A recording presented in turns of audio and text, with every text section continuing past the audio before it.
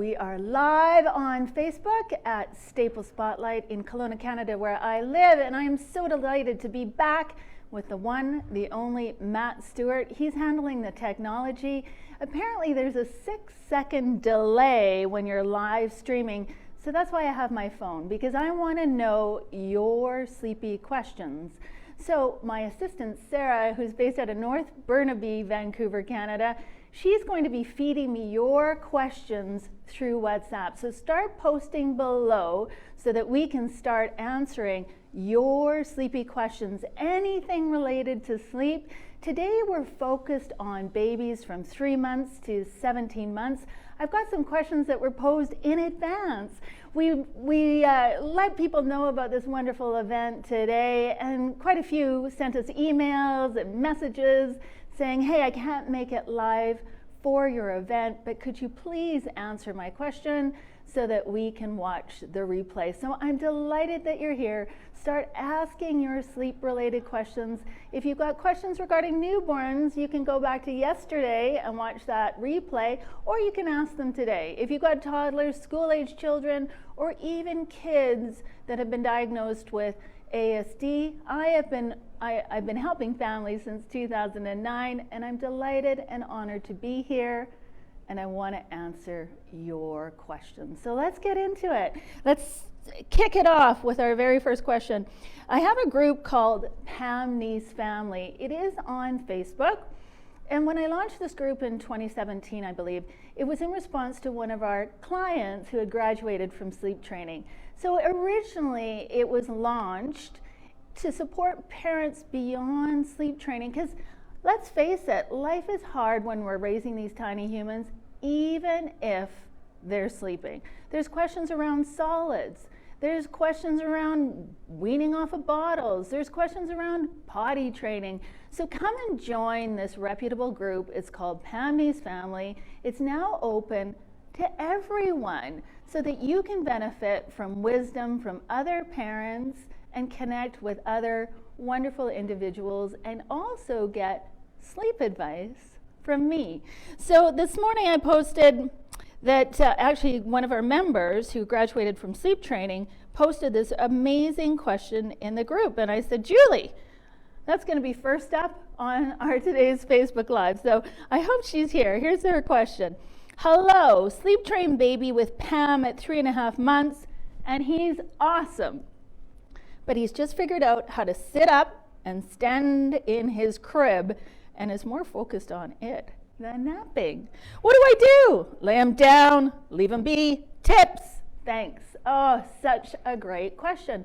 These tiny humans of ours, oh my goodness, their only goal in life is to learn. And unlike us, when they sleep, hormones aren't being released into their bodies to prevent them from doing things in their sleep. So if you were dreaming that you were going to make the most romantic meal for your partner, you wouldn't physically get out of bed and do that unless you are a rare individual and suffer from something called a REM sleep disorder. With babies, oh my goodness, when they are learning new skills like sitting up, crawling, standing, sometimes they'll wake themselves up fully in the middle of a nap or even in their sleep, and they'll be like, whoa, what happened here? Because their hormones aren't being pumped into their body until, we believe, based on research, around the first birthday. So if you've done sleep training with your baby, I want you to expect that they are going to do really interesting things in order to get into sleep or get back into sleep. One of the things, Julie, that you want to do, if your little person is not complaining, oh, I know it is really hard to ignore this behavior, but you just let him be and you trust that he will go back to sleep on his own or go into sleep on his own. The problem with these video monitors, oh my gosh, there's one called the Nanit, and I really love this video monitor because it's not only a monitor for your baby, but it's also a sleep tracker like this Oura Ring that I'm wearing. So what I love about video monitors, oh my goodness, we can see what's going on in our baby's bedrooms or our toddler's bedroom when they're supposed to be sleeping. The problem with them, though, is that they can cause anxiety for us parents. So I really encourage those parents who have done sleep training, either with my company or on their own, to turn off those video monitors. And if you do not hear your baby crying, just leave them be, let them do their thing. Because if you run in there when you see your tiny human, in Julie's case, sitting or standing in their crib, and you respond, you might fall into some problems like some other clients. This wonderful client here, I'm going to change her name, but she's in the city where I live, and I'm going to call her, I don't know, Susan. That's not her name. But Susan saw her darling baby standing in the crib one day when she was supposed to be napping. Just like Julie's child, she had learned this vital life skill and beautiful gift months prior. But she responded, and she raced into the bedroom and said, no, no, no, baby girl, you're supposed to be sleeping, and immediately laid her down. Well, the light bulb went off in this little girl's mind, and she's like, wow, this is awesome. I'm just going to keep standing in my crib rather than sleeping. And by the time Susan reached out for my help, this little girl was not only standing in her crib and crying, trying to get mom to come back into her room, but she had her little transitional object, her little lovey, and she was dangling it in front of the crib and staring at the video monitor.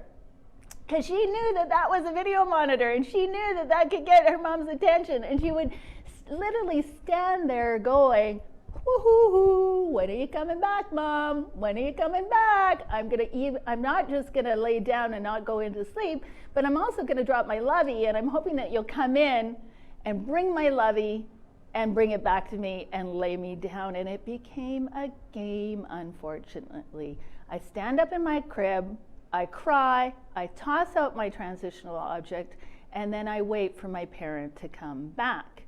Thankfully for Susan's case, it was just happening going to sleep at nap time and going to sleep at bedtime, but I've had other parents where they've responded too quickly out of panic, because we all know that in order to sleep, you need to be in a horizontal position. So parents will prematurely respond and try to get those kids down into a horizontal position in order to sleep, right? So, because we know that, but they might not necessarily know that. Now, if you've done really good sleep training with your baby, then I really encourage you to trust your tiny human, and if they're not crying, please do not go into their room when they're trying to fall asleep or return to sleep come nap time or overnight, because you might end up encouraging that behavior rather than changing that behavior. So I love how Julie reached out as soon as she noticed that her little guy is starting to sit and stand, and if he's not crying, you do not respond. Now, when they're awake and you're doing playtime and all that kind of stuff, yes, you want to encourage that little person to learn how to sit and lay down, and you want to have some fun in front of that coffee table, like a safe space, like a ottoman, let's say, and encourage that little person of yours to learn how to go from a standing position to a sit-down position and then into a lay-down position, so that more they practice it when they're awake, the better they are at doing it in their crib. Okay, that makes sense? All right, so if you have more questions around that, I'd be delighted to answer them.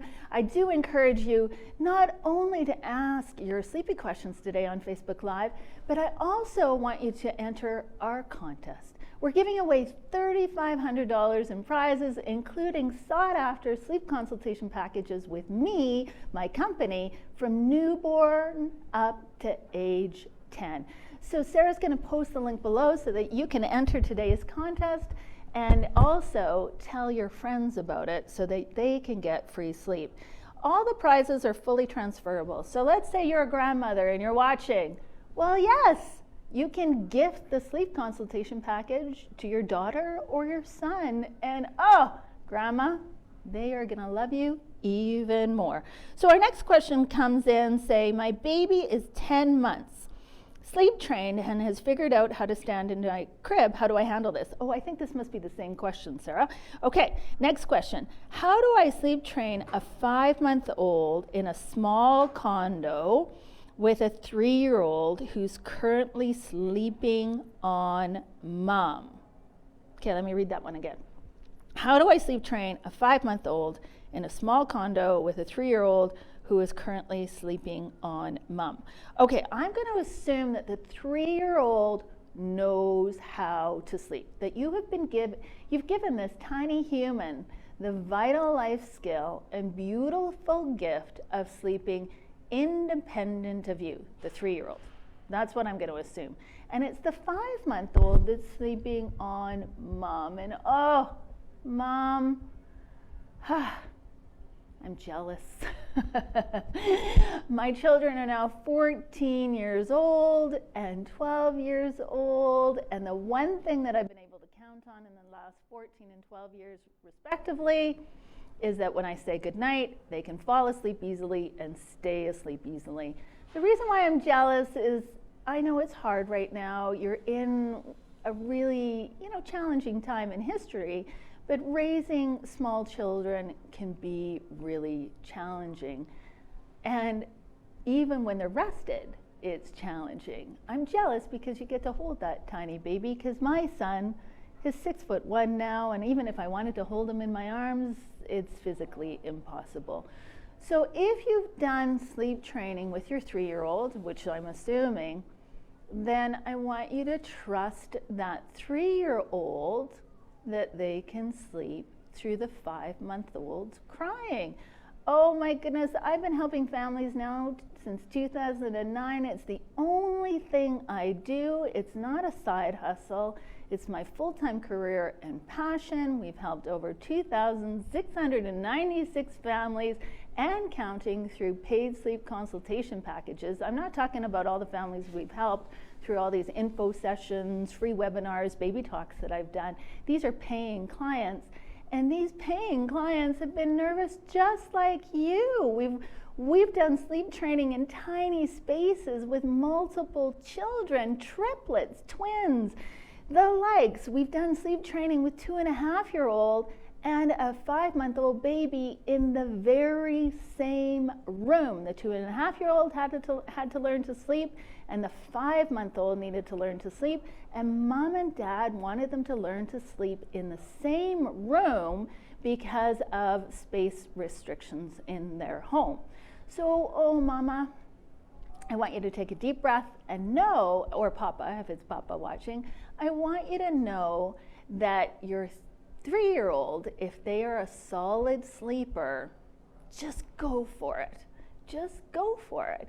I know you're going to be nervous about your 3-year-old being disturbed by your 5-month-old baby, especially if you worked with my company. Oh my goodness. Once you get really great super sleepers, the last thing you want to do, okay, I'm going to just use some colorful language, F it up, right? Because the last thing you want is an unrested 3-year-old as well as a baby that's not sleeping. Why I say trust it is, one, if you've given them this gift, then they'll be able to sleep through noise. The other thing I want you to remember is that they are not wired yet to respond to the crying baby. There is no way us moms can sleep through a crying baby unless we're extremely exhausted and sleep deprived, and I've had clients report that.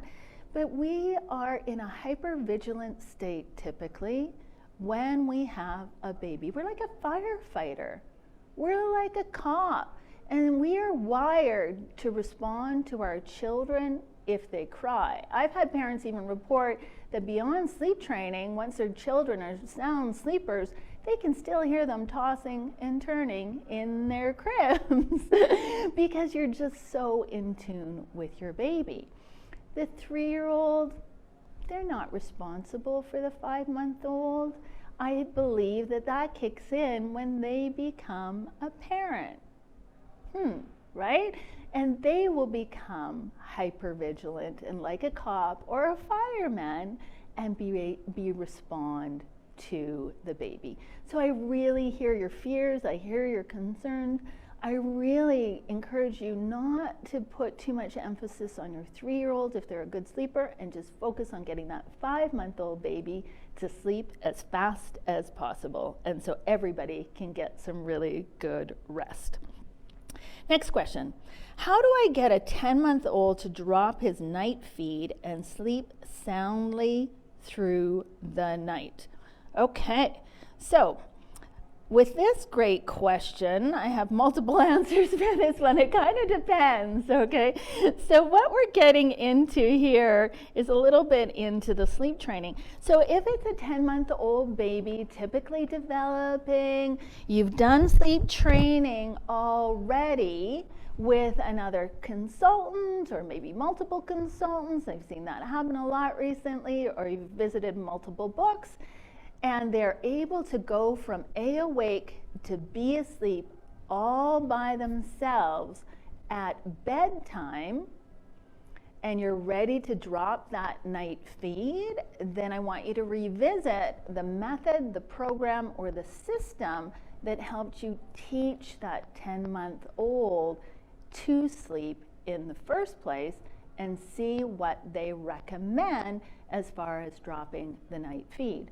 When we have paying clients here with Pam Nease Sleep, that's one of the things that we set people up for. So for example, if somebody hires us with a 4-month-old baby and we're feeding in the night, before we say goodbye in that sleep consultation process is we educate the parents with both verbal feedback as well as written documentation on how to drop that night feed and when. And it's really when, in a lot of cases, it's when the parents are ready. I had 2 moms that were still up in the night with their 18-month-old babies, still feeding in the night. They didn't need that nourishment, but for reasons, they decided to keep it in as long as 18 months. So we support all families in the decisions that they make. The reason why I know those 2 women kept that feeding session in as long as they did, even though I had provided them written instructions on how to eliminate that one-night feed when they were ready, they both wanted to reach out and pay and talk to me just to double check that they were going to do it right, because their children were 18 months old. So when you're ready, you just do it and you revisit the method or the system that you trusted in the first place to teach that 10-month-old to sleep. So I'm going to just jump over here to the whiteboard, and I'm going to just jump ahead here. I want you to imagine that your baby is going to learn a variety of skills in their life, right? And one of them being how to crawl upstairs. So this is my 5-step system. And what I'm getting into it here with this mom with the 10-month-old is that you've got to recognize that sleep is a skill, that you've got to have the ability to go from A, awake, to B, asleep, all on your own to solve all your problems related to your baby's sleep, or your toddler's sleep, or your preschooler sleep, or your school-age child. If there's any form of external strategy helping them at bedtime, then they're always going to be waking up halfway through their nap, or they're always going to be waking up throughout the night needing support to return to sleep. In the medical community, it's called a sleep onset association disorder. I know, it's quite a mouthful. But basically, if you're using temporary tools, I don't like to call them props, bad habits, crutches, none of that stuff. I like to call them temporary tools because I never want a parent to feel guilty or ashamed about the decisions that they're making with regards to their child's sleep. I was rocking my son to sleep.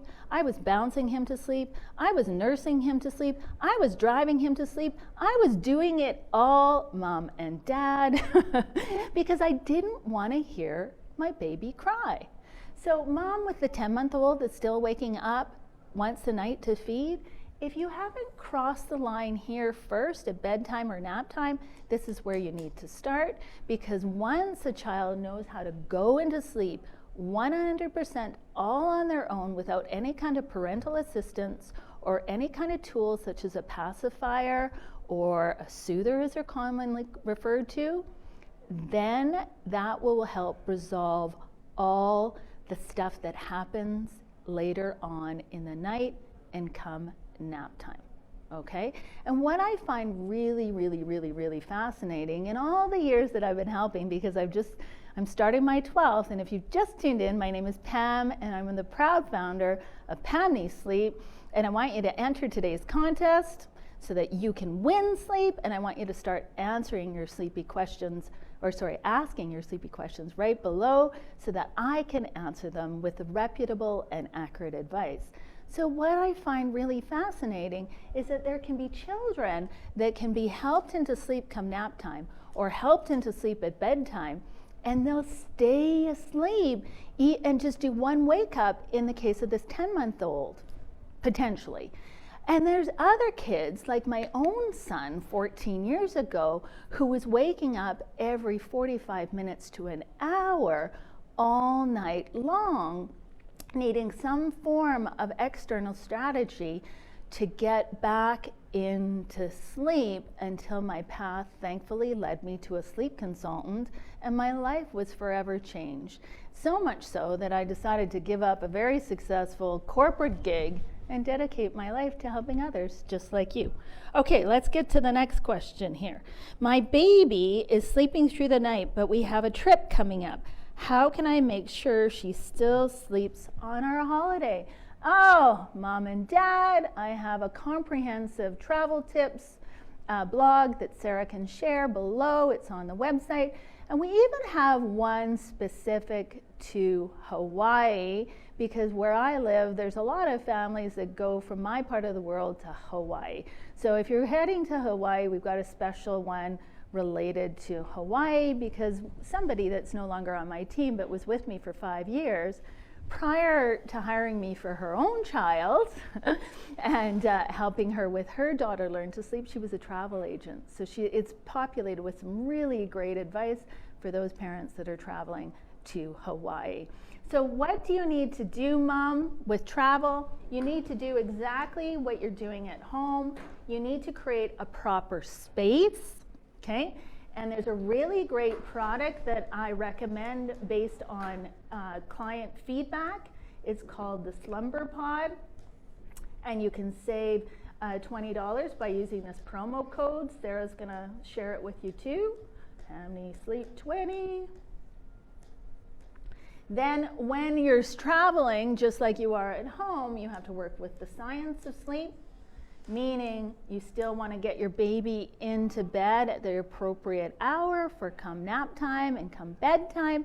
And I know that is really challenging when you're traveling, especially probably right now in today's era. Planes are delayed, cars are delayed, things happen. So you do your best to honor your baby's nap times and bedtimes when they're away, because when a baby gets overtired, they have a hard time falling asleep, staying asleep throughout the night, as well as waking up later in the morning. It's not logical, but the earlier a child goes to bed, the later they rise. And this is why I love this Slumber Pod. It was invented by a mother and a grandmother, and I'm so jealous. I wish I had thought of it. It's this canopy that goes over the pack and play or over the toddler mattress, and you can have a really nice cave-like environment wherever you are. And these women were so smart. They made it so lightweight that it fits in your suitcase, like super smart. So check out the Slumber Pod, invest in that for your trap.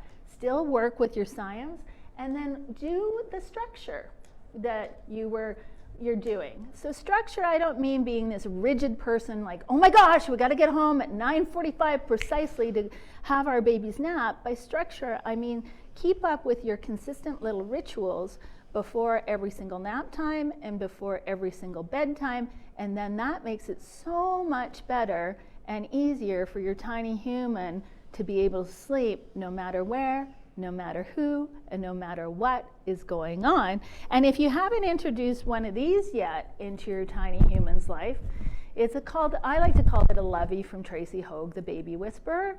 The technical term for this, it's called a transitional object. It's actually a healthy sleep association tool. What I find fascinating about these little objects is imagine you curling up to your partner, or you curling up to your pillow, readjusting your blankets. You do all of those things in your sleep, right? You don't remember that in the morning 90% of the time. Yes, as adults, we quite often wake up fully and then we adjust and go back to sleep. Well, when a child knows how to sleep properly, who's really mastered this skill, they can find these little objects while they're asleep and still get continuous, consolidated, uninterrupted sleep, which is the best sleep that you can give your tiny human, your school-age child, your teenager, or even you as an adult, because then you can go through this beautiful symphony, as Dr. Matthew Walker calls it, when you sleep at night, meaning you get to go through all the various stages of sleep properly. So these little objects, if you feel comfortable in, having one in the crib with your baby, they are so good when you travel because it's something familiar. I know adults that take their pillows when they go traveling. Same thing, these little objects become their best friends, and I could do a 6-hour broadcast about all the stories I've heard about these little loveys and from clients over the years. It's one of my favorite things to talk about. The other thing you want to take when you're traveling, and regardless at home, is your wearable sleep sack or wearable blanket. It's also known as a sleep sack. And I asked the group this morning, the Pam Nease family group, my past clients, I said, hey, yesterday people were asking about favorite swaddles. What are your favorite sleep sacks? And so after the broadcast, I'll populate in the comments what clients recommend as far as sleep sacks to invest in for your baby. These are wearable blankets that makes it safe for your baby to sleep at home, at daycare, or when you travel. And they also become a very powerful sleep association tool. Because imagine your little baby going in to one of these items for every single nap time and every single bedtime. It helps cue their brain and their body that it's time to go from A, awake, to B, asleep, all by themselves. Now, if you haven't done sleep training yet, that's okay. You can still implement the ideas around space, creating an optimal sleep environment. You can still work with the science of sleep, meaning getting your baby into bed earlier. You can still work with structure, creating a little nap routine and a little bedtime routine, and then you can still help your baby into sleep until you find a system that you feel comfortable implementing. And this really, folks, is what sleep training is all about. It's finding a method or a program or a consultant or a book that you feel good about in teaching your child the beautiful gift and vital life skill of going from A, awake, to B, asleep, all by themselves. Okay, so if you just tuned in, my name is Pam. I'm the proud founder of Pam Nease Sleep, which was established in 2009 to help families get sleep and get their life back. If you haven't entered our contest, we're giving away $3,500 in prizes, including sought-after newborn to school-age packages, plus iHeartNaps merchandise like you see on the table there. So get in there, ask your questions, and if you're ready to get sleep today, you're like, wait a minute, wow, I just want sleep. Well, I even have a special offer for you. And so Sarah will post the link below, and you get my very best sleep consultation package that includes text support, email support, the most amount of phone calls for an incredible discount, and you can buy today. And you know what I found in 12 years of consulting, starting my 12th year of consulting?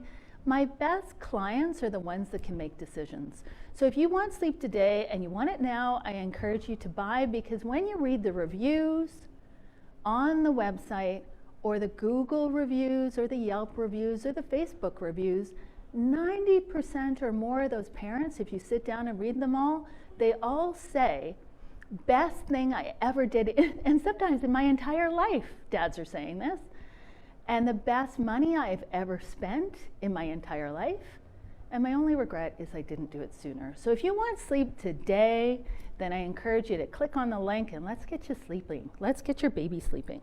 What is a sleep regression? I think my baby might be going through this. Help. Oh. Do we have 10 hours to talk about sleep regressions? Sorry. This is one, I believe, of the greatest myths out there when it comes to baby sleep. And it's funny that you should ask this question, because I think the origin of this whole thing is from this wonderful book called The Wonder Weeks.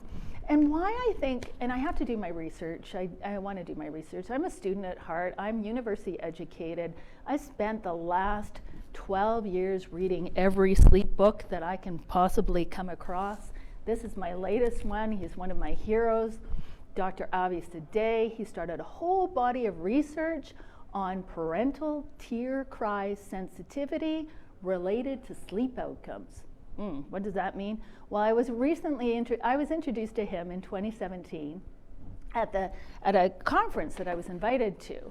And what it boils down to is that I want to hear my baby cry, said no parent ever, including Dr. Sadeh. So he started this whole body of research around it. Anyways, when I first started consulting in 2009, there really wasn't a lot of talk about sleep regressions. Yet now, every single social media post I see, or every second one, is about regressions. So my theory on regressions is it's not a regression, it's actually a progression, okay? So if your child knows how to go from A, awake, to B, asleep all by themselves, they've learned how to ride a bike. Or they've learned how to crawl up these stairs. Or they've learned how to take those first steps as a tiny human. And when they were first learning those steps, you were probably holding their cute little hands, and eventually you let go, and away they go, right? And they may fall down every once in a while, but they can stand up and start walking again. My theory is that if you teach a baby this vital life skill and beautiful gift well, then they know how to do it, whether they're teething, going through a growth spurt, whether they're going through a developmental milestone, whether they're travel, and whether they're sick. Now, my goal with all our clients is that you never ever have to revisit sleep training ever again. That your kid sleeps no matter what, no matter where, no matter how, what's going on in their lives. Now, why I call it a progression is, yes, things shift and change, for sure. As your baby gets older, they require less sleep. So some might argue it's a regression, but I argue that it's a progression. So for example, if you have a baby that was doing 3 naps a day, and now that third nap isn't going well, that's a progression, not a regression. Because now they don't require as much sleep, and they only need 2 naps a day. When a baby drops their second nap and go to 1 nap, again, it's not a regression, it's a progression, because your tiny little baby is growing up and doesn't require as much sleep as they once did before. And oh my goodness, those transitions, they're challenging, Because what happens is these tiny little humans are, overtired sometimes. They're not going down as easily for their naps. They're not going down as easily for bedtime. And this is one of the joys that I love doing, is helping prepare families for these transitions through our consultation process, as well as with easy to refer to handouts after the consultation is over. My goal is that parents never, ever, ever have to revisit sleep training over and over and over again, and that's why I'm so delighted that you're here with me to learn this valuable information that we learned by working one family at a time. Now, having said that, have our clients had some hiccups over the years? Certainly. There was one individual that I mentioned earlier, her first child, she worked with me for 5 years, her first child, teething did disrupt her daughter's sleep. And mom reached out to me, this was before she was working for me, she would reach out periodically and she'd say, Pam, I think he's teething. I think she's teething. And I'm like, well, it's really atypical for my clients, it's really atypical, but please, mom, don't go back to nursing, rocking, bouncing. Respond to your daughter, give them whatever teething remedy you feel comfortable in the night or at nap time, but please don't reintroduce tools to get her back into sleep, because what I find is the more times you sleep train a baby, you would think it would get easier, it actually gets harder. It gets harder and harder and harder the more time you go through this process of trying to ask your baby to say goodbye to those external strategies and learn how to do it all by themselves. Which is why Dr. Sadeh started his whole body of research, is no parent on this planet wants to hear their baby cry. But the reason why they're crying is they're saying, no, mom, I'd rather you nurse me to sleep. No, dad, I'd rather you rock me to sleep. No, dad, I'd rather you walk me to sleep. There was a pediatrician that I worked with, and every morning at 4 o'clock in the morning, he would get up and he would walk his 2 sons around the block for 2 hours in order for his wife to get 2 hours of uninterrupted sleep, and for his boys to get 2 hours of uninterrupted sleep, so that when he left for work, she at least had 2 hours of sleep in her. So if you're using various external strategies, it's okay. There's no shame, there's no guilt. What I don't want you to buy into is that that your baby, once they learn this vital life skill and beautiful gift, that they're going to go through regressions. They won't if you do it right. And the other thing I don't want you to buy into is that they'll eventually grow out of it. That's one of the biggest myths out there. What ends up happening is children just grow into new sleep problems. And in Dr. Sadeh's book, he even talks about if you don't correct the problem as a baby, it can have lasting impacts into adulthood with regards to your sleep. And I'm a living product of that. I did not learn this vital life skill and beautiful gift. I did not have healthy habits as a child, and it's followed me my entire life. And it's one of the many reasons I'm so passionate about what I do, because an ounce of prevention is worth a pound of cure. And I'm just one of many examples. So again, I'm so glad that you're tuning in to today's Facebook Live, because it tells me that you think sleep is a priority and you want to give that gift to your family. So if you haven't entered today's contest, I encourage you to do so. The link is below. And if you've just tuned in, keep asking your sleepy questions so I can answer them. All right, let's go to the next one. Can bedtime be 8:30 to 9 if that's our lifestyle, or should it always be earlier? Oh, what a fabulous question. So this mom is obviously, or dad is really educated on the science of sleep. So with the science of sleep, if your baby is 3 months or older, the ideal situation is to have your baby down around 7 so that they don't get a second wind. That way they can fall asleep easier and stay asleep easier. So if you haven't embarked on sleep training yet, right, and you haven't picked your system yet, then I encourage you to still use nature to teach your baby to sleep. But then once they know how, yes, you can adjust their schedule. And I had a population of clients from Alaska. I don't know, word of mouth is what's built this company. And I don't know why all these Alaskan clients wanted later bedtimes, but they did. So I encourage you to use nature to teach your baby to sleep. But then once they've learned how, then yes, you can modify their bedtime. So I've got countless examples of babies going down around 8:30. Now, how do you get there? Really slow and steady. So if your child is going down at around 7 and they've learned this beautiful gift and vital life skill, then to get to 8, 8:30 or 9, you just move by 15 minutes a week. I know it's going to take a while to get there, but the last thing that you want is 5 o'clock wake ups, right?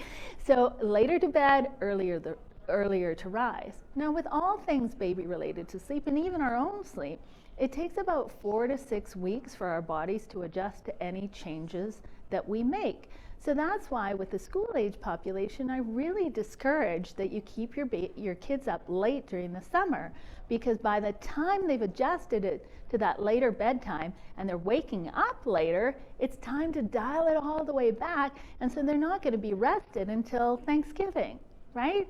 So I really want you to take it slow. When you get to the 8:39, to get to 8:30 and 9, because I want that little human to have time to catch up to those changes and to spare you a lot of early morning wake-ups. Now, what else do I want to say about this particular? Oh, and what I find fascinating with our clients is quite often the fathers really want later bedtimes with their 3-year-olds and their 4-year-olds. They're kind of like little mini-me's, but they're okay with the babies going down around 7. Now, if you've got a toddler, and I know we're talking about infants today, tomorrow I'm going to be talking about toddlers, but if you have a toddler, then a really great tool to help them understand all this sleep stuff is called a toddler clock. So Sarah can post the link below on all my toddler clock tips, and it really helps with these later bedtimes and later wake-up times, okay? I want to sleep train my baby. My husband is not convinced. Any tips? I'm exhausted. Oh, Mama, I hear your pain. It took a fateful night in a hotel room for me to convince my guy to get sleep. And for months I've been protecting his sleep because it was like poking the bear. And we were in a hotel room and our guy was not sleeping. And it was probably one of the worst nights of our marriage. But in hindsight, one of the best, because on the drive back, he acquiesced and he said, okay, fine, we'll hire the voodoo magic person from Vancouver, and he will now tell you that it was the best money he ever spent. So if your guy, and now looking back, I wish I had just put my foot down and just said, we're doing this. This is important, and it's important for me and my mental health, and it's important for our baby. Yeah, I wish I had just put my foot down and said, hey, we're doing this. But I get it. You're a partner. You want to communicate. You want to work together, right? And it's a family decision, right? So we actually have a comprehensive list of ideas on how to convince these partners, because guaranteed, if he is like all the families we've helped in the past, the fathers typically 90% or more say, ugh, I was nervous, I was skeptical, I was worried about my financial investment, but now I would pay double, triple, or in the case of one of our clients here in Kelowna, he actually wrote a Google review saying he would pay 10 times the price now looking back by hiring my company.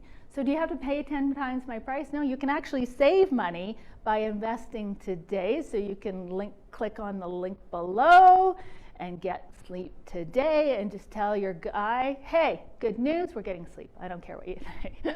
Now, that might not go over well, so if you'd rather have a comprehensive list, this comprehensive list, well, it's not my ideas. It's actually ideas from other women that were once in your shoes, who had a really hard time convincing their spouse to get professional help and to sleep train their baby. So they're not my ideas. They're from other women who were in the same boat as you and the same boat as me. So I invite you to reach out through Get Sleep at pamneasleep.com, and we will provide you this list of ideas to sit down and chat with your partner. Do you help families with twins? Is it tailored for each child or one size fits all? Oh my gosh, I'm a twin. So I actually get really excited whenever we have a twin family. I have a twin brother, so I get extra excited when a family reaches out and they have multiples and it's a twin boy-girl set. I get extra excited. So the answer is yes. And this is what I also find fascinating. We've held hundreds of multiples at this point. Only 2 sets of triplets, and 1 triplet family was actually a sleep nanny package. Of course, this was pre-COVID, but they flew me all the way to the States to teach those triplets to sleep personally. It was, oh my gosh, one of the best experiences of my life, and I actually ended up saving that family a lot of money. Anyways, back to your question. What I find really fascinating is, just like us adults, these twins typically have different sleep needs, just like adults. So if you talk to your partner, for example, they might say, hey, I need 8 hours continuous consolidated sleep every single night so I can feel good. And you might say, yeah, but honey, I need 9. Or maybe you need less, maybe you need 7. And if you get a sleep tracker like this Oura Ring, you'll be able to determine it. Anyways, it's the same thing with the multiples. I find it so fascinating. One twin might require more sleep than the other. And we discovered this in sleep training. And yes, it's customized so that one parent can put these twins down, or in the case of the triplets, one parent put triplets down all around the same time. But let's say it's Hugh. He might fall asleep at, say, 7:15, and let's say his twin sister's name is Ruby, Hugh and Ruby, that's kind of cute. Sorry, at least it's not Max and Ruby like that television show. Oh my gosh, that is like the worst show ever. Anyway, 7:15, I digress. So let's say Hugo falls asleep, let's say the twins are in bed at 7, and Hugo falls asleep at 7:15, but Ruby doesn't fall asleep until 7:45. That's okay, as long as she's not crying about it. It's okay. Sleep efficiency and time in bed is really critical for us adults, but it's okay for babies and small children.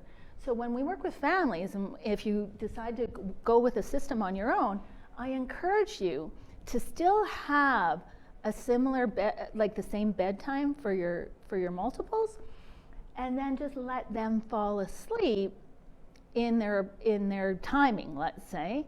And then in the morning, Hugo might sleep until, say, 6:45, and Ruby, she might sleep until, say, 7:15. So you can respond to Hugo, you can go and grab him, you can feed him. That'll give you an extra 15-20 minutes until Ruby wakes up. So it is customized to the individual's needs, meaning the individual being Hugo and Ruby, but it also is customized to the family's needs. So earlier on, I was talking about how one a family wanted a later bedtime. Well, you can achieve that. With these twins, I still want one parent putting 2 kids or 3 kids to bed all at the same time, because my goal for those families is that they can enjoy bedtime and that those spouses can reconnect with their children once they go to sleep. And with multiples, I really want parents to be on the same rhythm and the baby's on the same rhythm. What I mean by that is that there's so much freedom in routine when you know that your baby's going down around the same time and waking up around the same time, because it's good from a science of sleep perspective, but it's also good for us parents, because then we know, okay, I've got this checkout time, as many clients call it. I've got checkout time from 7:30 p.m. until 6:30 p.m. where I can honor my own needs as an individual. I can do some self-care, and it's not selfish to want this, it's self-full, especially in today's society. And then I can get to bed on time and have a good night's sleep as well. And then also with multiples, one of the greatest needs out there, it's so frustrating if one baby's going down for a nap and then the other baby isn't going down for a nap until an hour later. You can get nothing done, nothing accomplished during the day. And in North American society, there is too much pressure for us to do it all, but we do make it, you can make your life a lot easier about having a rhythm with your twins. So I hope that helps answer your question. Keep asking them. The next one, and if you just tuned in, my name is Pam, and I'm the proud founder of Pam Nease Sleep, which was established in 2009 to rescue families from the plight of sleep deprivation. Now, I don't have a do-it-yourself program. I don't have a book yet. I've been asked over and over again to write one. What we do is one-on-one, individualized, customized sleep consultation packages. That's a mouthful. And the information that I'm giving you today, it's proven, it's trusted, it's working. And the reason why I know that is based on client feedback, and we even do anonymous surveys with all our clients 6 weeks and 6 months post-sleep training, because I want to make sure parents get the right outcomes. So I'm so glad that you're tuning in today, because the information that I'm sharing with you, it works. It's been tried, tested, and true, not just with one baby, but we're up to 2,696 babies or children and counting. So I'm so glad that you're here today. So when is the best time to sleep train? I have lots of different answers, and I'm unsure when to plan this. My husband works shift work, so his hours are not consistent, which is a challenge for us. Oh, I hope you enter today's contest, because we're giving away $3,500 worth of prizes, including sleep consultation packages, because this is one of our specialties, is figuring out when is the best time to start and creating a customized approach based on a proven method. So if you haven't entered yet, just click on the link below. And if you're ready to get sleep today, I have a very special offer available to you and you only that are viewing. And the link is also below.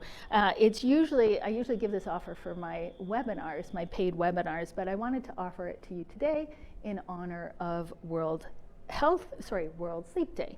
So the best time, mom and dad, after 11 years of doing this full time, starting my 12th, it's when the parent is ready.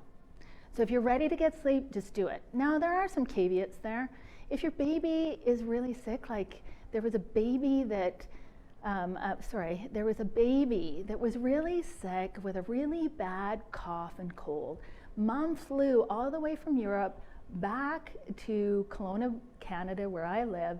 And the reason why she came with her 6-month-old baby is because she wanted to do sleep training, because her husband wasn't going to be available. He was a professional athlete and traveled all over the world. And so she wanted to be in Kelowna, Canada with her family to do sleep training. She had dedicated a whole bunch of time to this, but when she arrived, the poor little guy had a really bad cough.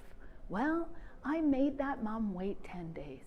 And she was really mad at me, but I really wanted to make sure that there was no possible ear infection, and I also wanted her to be able to relax and know that the only reason why her son was crying was because he was mad, angry, and confused about no longer being able to be helped into sleep and helped back into sleep. So When your baby is healthy, it's the best time to start. It's never too early to teach a baby to sleep. So yesterday I was talking about newborn sleep, and there's no crying involved in that one. And it's never too late. So tomorrow I'm talking about toddlers and preschoolers. On Thursday I'm going to be talking about school-age children. And on Friday I have a very special Facebook Live for those children with autism spectrum disorder, because even that population of children can learn this vital life skill of going from A-awake to be asleep all on their own. So if you're ready, just do it. Just jump in. Find a system that you feel comfortable implementing, and just do it. Because honestly, it's the best gift that you can give your child and your entire family unit. There's a lot of misinformation on the internet about. There's even a book. There's one book where it talks about the ideal timing for sleep training.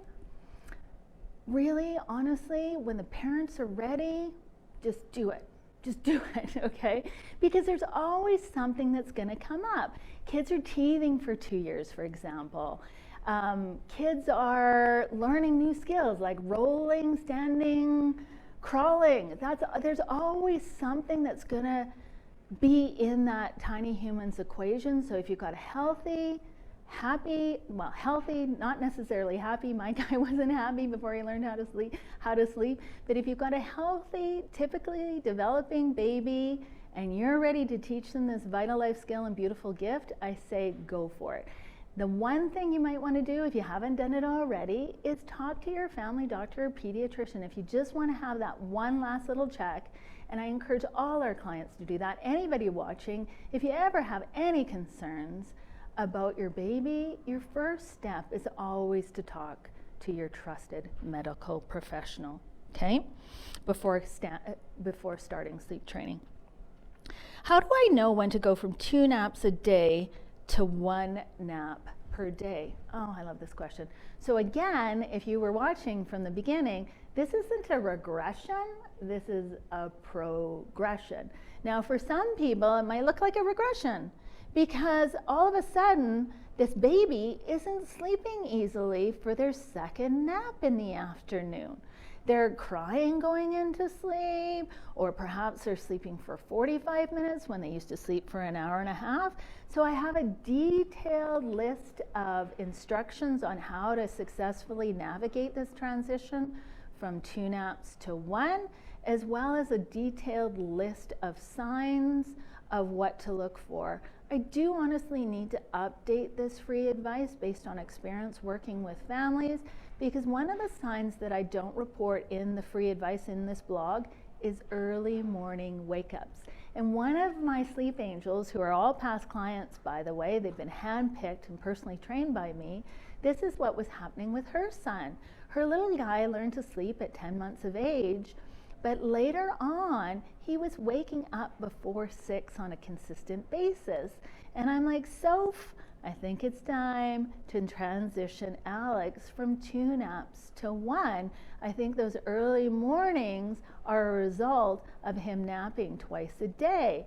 And like many parents, she was like, no, I don't want to give up my 2 naps. I love my 4 hours of uninterrupted mummy time so I can take care of myself or take care of my partner and get ready for dinner. Like, there's so much you can get done when your baby is napping. That's why somebody who was on my team for 5 years came up with this whole I Heart Naps theme, and it's all over my car, because let's be honest, folks, one of the greatest things when our kids are napping, we get a much needed coffee break or work break. And for our partners who are working in full-time gigs, that's stressful and that's hard, but they do get lunch breaks and they do get coffee breaks. And for those parents that are staying home and raising these tiny humans, we need them too. So the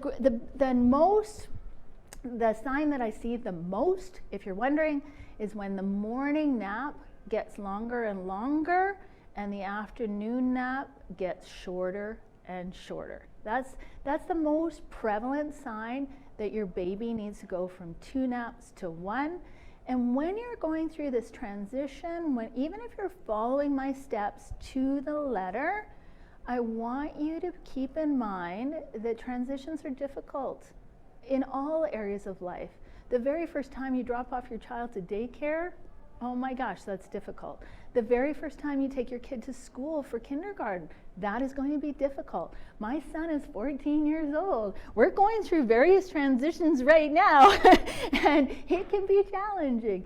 So when you're going through this transition from 2 naps to 1, I want you to anticipate that things are going to feel like you're going sideways, even if you're following my steps to the letter. It takes 4 to 6 weeks for that body to adjust. So you'll notice in my detailed instruction list that you land on noon.